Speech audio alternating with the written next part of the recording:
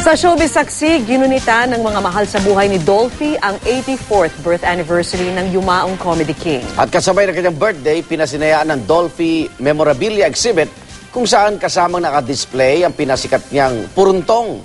Narito ang report. Isang novena ang inialay kanina sa puntod ni Dolphy sa Heritage Park sa Taguig bilang paggunita sa ika-84 na kaarawan sana ng Comedy King. Dahil nagluluksa pa, hindi ingrande ang selebrasyon na pinangunahan ng kanyang mga anak. In honor of my dad, on his birthday, siguro, wherever you are, if you can sing a happy birthday song to him, he'll really appreciate it. And then, of course, smile to the person next to you. Pero bago nito ay may advanced celebration na raw magkakapatid. Outing kami magkakapatid. So today siguro kanya-kanyang punta doon.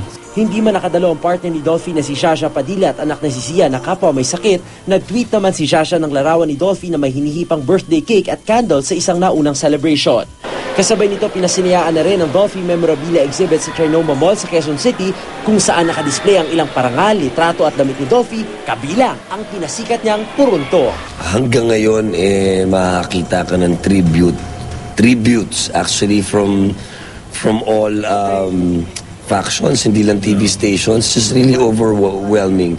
Parang naging araw-araw birthday niya. Para sa saksi, Steve Dailisa nagulat.